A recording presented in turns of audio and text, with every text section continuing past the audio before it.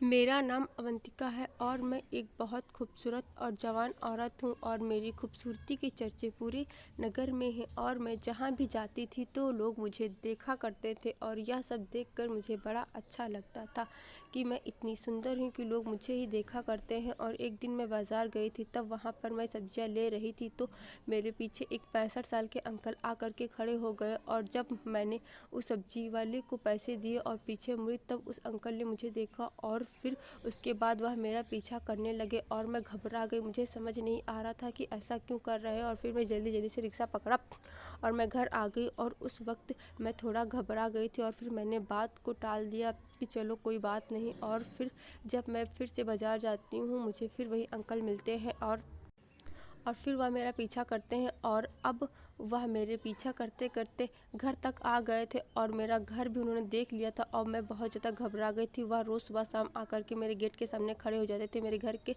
सामने एक चाय का होटल था छोटा सा, तो उस होटल में आकर के सुबह की चाय पीने लगे थे और शाम की भी।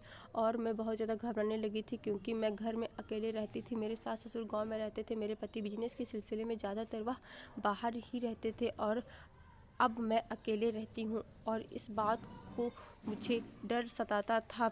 हाँ, वह मुझसे कहते कुछ नहीं थे, बस मुझे देखा करते थे। और एक दिन जब मेरे गेट की बेल बजा रहे थे, तब मैंने समझा कोई और होगा और जैसे ही मैंने गेट को खोला तो बिल्कुल पसीने से लथपथ हो गई और मेरे मेरे पैर डगमगाने लगे। अब मेरे साथ कुछ गलत होने वाला। लेकिन जब उन्होंने कहा कि बेटी मुझसे डरो मत, मैं कुछ गलत नहीं करने वाला हूँ, मैं बस तुम्हें इसलिए देखता था क्योंकि कुछ साल पहले मेरी बेटी की एक दुर्घटना में मृत्यु हो गई थी और वह अब इस दुनिया में नहीं है। लेकिन जब मैंने तुम्हें देखा तो मुझे लगा मेरी बेटी वापस आ गई है और फिर मैं तुम्हारा इसी वजह से पीछा करने लगा, लेकिन हिम्मत न जुटा पाया बात कर सकूं क्योंकि तुम जब भी मुझे देखती तो घबरा जाती थी तो मैं परेशान हो जाता था। लेकिन आज मैं बड़ी हिम्मत जुटा करके तुमसे बात करने आया हूँ।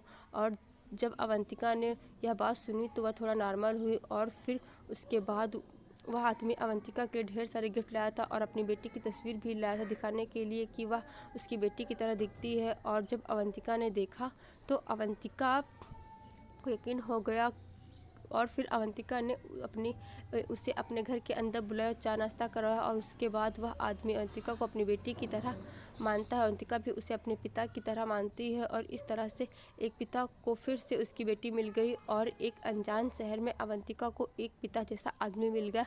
आशा करती हूँ कि आप लोग को कहानी जरूर पसंद आई होगी। चैनल को सब्सक्राइब कर दीजिएगा, वीडियो को लाइक कर दीजिएगा और कमेंट सेक्शन में जरूर बताना कि आप लोग कहानी कैसी लगी। धन्यवाद।